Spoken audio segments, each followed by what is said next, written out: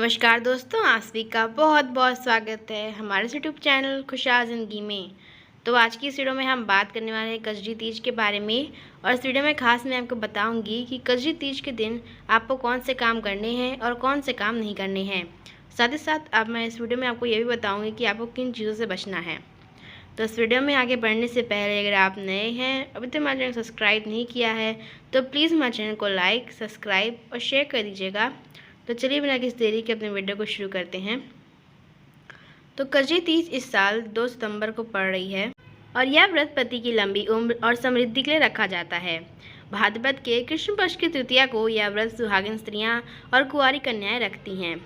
और कजरी तीज को लेकर तमाम मान्यताएं हैं, जैसे कि इस दिन कैसे कपड़े पहनने चाहिए और किन से बचना चाहिए। तो आइए जानते हैं। तो मान्यताओं के मुताबिक तीज व्रती महिलाओं और कन्याओं को व्रत के दिन सफ़ेद रंग के कपड़े नहीं पहनने चाहिए और इस दिन श्रृंगार का बहुत ही महत्व होता है। इसीलिए इस दिन महिलाओं को अति श्रृंगार करना चाहिए, क्योंकि श्रृंगार को सुहाग की निशानी मानी जाती है। और कजरी तीज के दिन झूठ ना बोलें और ना किसी को अपशब्द बोलें, झगड़ा करने से बचें और इस दिन अन्न और जल ग्रहण ना करें।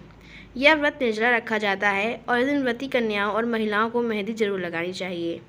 साथ ही नीमड़ी माता को भी मेहंदी जरूर अर्पित करें और व्रत रखकर नाम जप करें।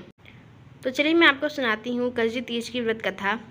तो एक गांव में एक निर्धन ब्राह्मण रहता था और उसकी एक पत्नी थी। भाद्रपद मास की तृतीया को उसने कजरी तीज का व्रत रखना चाहा और ब्राह्मणी ने अपने पति से कहा कि चने का सत्तू लेकर आओ। ब्राह्मण ने उसे कहा कि पैसे नहीं हैं, सत्तू कैसे लाऊं। ब्राह्मणी ने कहा चाहे चोरी करो या डाका डालो, लेकिन मेरे लिए सत्तू लेकर आओ। तो पत्नी का हठ सुनकर ब्राह्मण घर से निकलकर साहूकार की दुकान में घुस गया और वहाँ से ज़रूरत के हिसाब से सत्तू लिया और जाने लगा।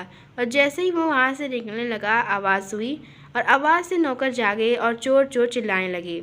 और आवाज़ सुनकर साहूकार आया और ब्राह्मण को पकड़ लिया।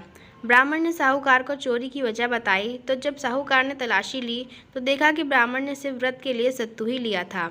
और तब तक चंद्रोदय हो गया था और ब्राह्मणी अर्घ देने के लिए अपने पति का इंतजार करने लगी थी। तो साहूकार ने कहा कि मैं तुम्हारी गरीबी और व्रत के प्रति श्रद्धा को समझता हूँ और मैं तुम्हारी पत्नी को अपनी धर्म बहन मानता हूँ। तो साहूकार ने ब्राह्मण को खूब सारे गहने और भोजन देकर विदा किया और इससे ब्राह्मणी दंपत्ति के दिन बदल गए। और मान्यता है कि इस व्रत को रखने से जिस तरह से ब्राह्मण के दिन बदल गए, वह सबके दिन अच्छे हो जाते हैं। तो आज के लिए इतना ही। वीडियो पसंद आई हो तो प्लीज़ हमारे चैनल को लाइक, सब्सक्राइब और शेयर करिएगा। और ऐसी लेटेस्ट वीडियोस के लिए हमारे चैनल को सब्सक्राइब करना मत भूलिएगा। तो मिलते हैं आपसे अपनी अगली वीडियो में। तब तक नमस्कार और अपना ध्यान रखें।